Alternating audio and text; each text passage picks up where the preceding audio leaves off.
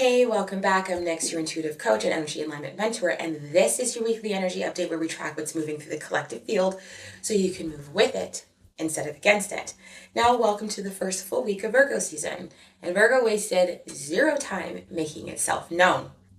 Now, this week, the cosmos are doing what the cosmos always do, and that's cosmoing. All right, so let's try to make sense of it, shall we? Now, we open the week on August 23rd with the sun in Virgo, trining Chiron in Taurus. So that's practical healing energy. The precision of Virgo meeting the wound that Chiron has been tending in Taurus around self-worth, the body, and material security. It's gentle but significant. And then on August 25th, Mercury enters Virgo, joining the sun. So that's discernment, your discernment sharpening. Communication gets more precise, more analytical, more detail oriented. This is a week where your mind wants to sort, organize, and get clear on what's actually true versus what you may have been assuming.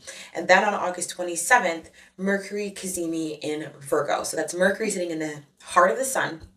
A flash of mental clarity and truth, hidden things surfacing, information arriving that may change how you see something or someone, revealing what has been hidden underneath the surface for quite some time. And then just hours after that Cazimi, we have the partial lunar eclipse in Pisces that peaks on the night of August 27th into the early hours of August 28th, depending on your time zone. This is not a small eclipse. About 96% of the moon passes through Earth's shadow. What makes this a bit significant? This is the 6th eclipse in the 7th eclipse series along the Virgo-Pisces axis that began in September 2027 and runs until September 2024, and runs until February 2027. So that's nearly 2 years of collective lessons about control versus surrender, perfection versus acceptance, planning versus trusting, fixing everything versus letting things unfold.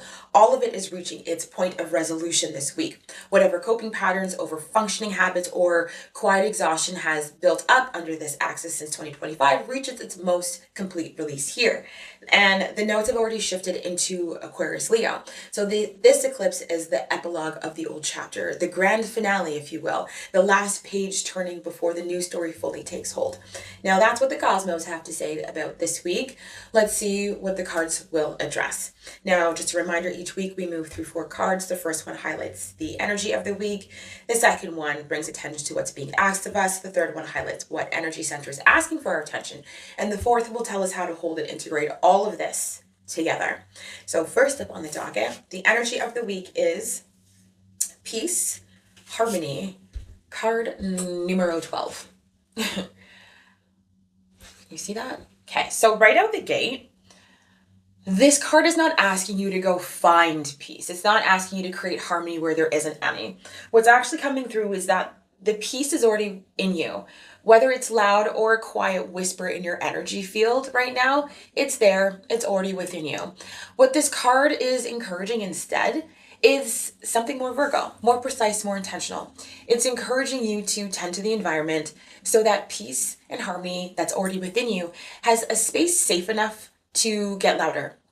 And so that the peace and harmony that's trying to land in your external world has somewhere healthy to arrive. The word I keep hearing here is meticulous. So be meticulous, be picky, be deeply discerning right now about where you pour your energy, who you pour your energy into, what you pour your energy into, and when. This is not about being selfish. This is about being self-full. There's a difference. Self-fullness is about honoring what truly fulfills you, what truly uplifts and supports you without hurting others in the process, and not tolerating what depletes you, drains you, and takes from you without reciprocity. Okay, reciprocating, same difference. Whereas selfishness is doing all of that for thyself, but at the expense of others. So start asking yourself, what am I allowing into my orbit that disrupts my harmony, and why? If it's because you're still looking for acceptance, for love, to be chosen by someone outside of yourself, that's worth sitting with, okay? Because those are wounds that need tending, and by working on those wounds, the peace and harmony you're seeking will have far less interference getting to you. Choosing yourself is not disappointing others, okay? Anyone who is genuinely disappointed by you loving yourself more radically has their own wounds to tend to. That is not your responsibility. The people who truly love you want you to choose yourself, because when you show up as your best self, everyone around you gets to experience a more elevated version of you, and often that inspires them to choose themselves too. Okay? Peace. Peace is your birthright, beloved. Okay? So fight for it. Okay? Now, what's being asked of us? We got Wormwood, number 30. And if you see like the symbols right here, can you see that?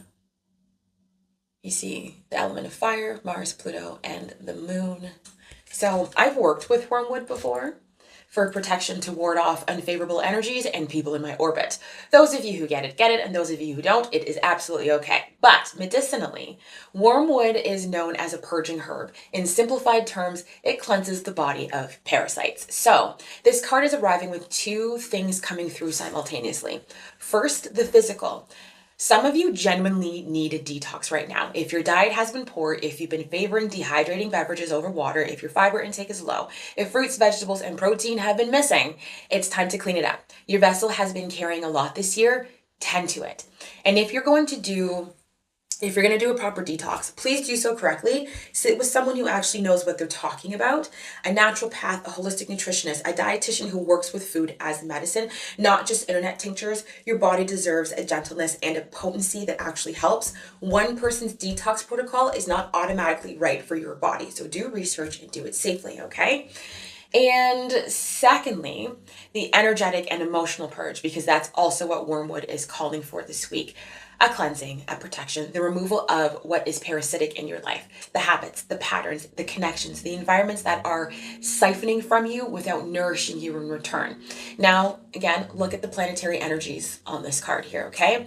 Mars is fiery, activating, purifying. Pluto is destruction in order to properly rebuild. And the moon is forever changing, constantly moving through phases. So this is not a violent removal. It's a conscious, deliberate burning away of what is already ready to go. Not everything needs to be released at once, but what has been poking through the surface, what is already almost ready to come loose, this is the week to let it go, okay? The lunar eclipse is going to assist with it, with this, whether you're conscious of it or not, okay? Emotions and patterns that have been building since September 2024 are surfacing for release, so work with it, don't resist it, don't resist the purge. The environment honestly cannot hold your peace if it's riddled with energetic and emotional sickness. So clean it out so the harmony has somewhere to land. Okay, and the energy center calling for our attention this week is the Root Chakra, and it's about acceptance. Can I get you? Okay, there we go. Okay, so last week you were asked to explore who you are outside of everyone else's version of you, right? This week you're being asked to accept what you found, to be in the energy of acceptance of yourself as you are right now, imperfectly perfect. What acceptance does for the root chakra, it plants the seeds for self-confidence and self-trust to finally take root, or it nourishes the soil so that what has already taken root can start to grow.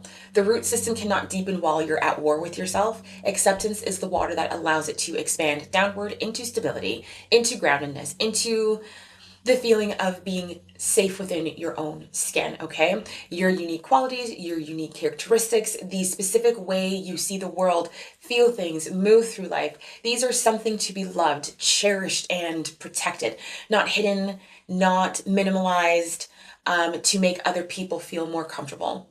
Loved.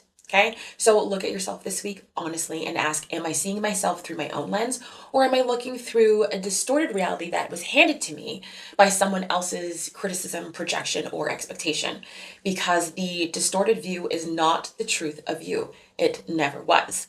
There's a window of opportunity here, especially with the lunar eclipse releasing old patterns and old stories this week, to start seeing yourself differently, to feel whole within yourself, to feel whole within yourself, not because everything is perfect or figured out, but because you are complete as you are in this moment. And when you can stand in that wholeness, when you know who you are so fully that nobody else's projection can bend or break it, that's when you become truly unshakable. That's when what you're building, calling in, and creating can actually land and stay, because you know you're capable of holding it.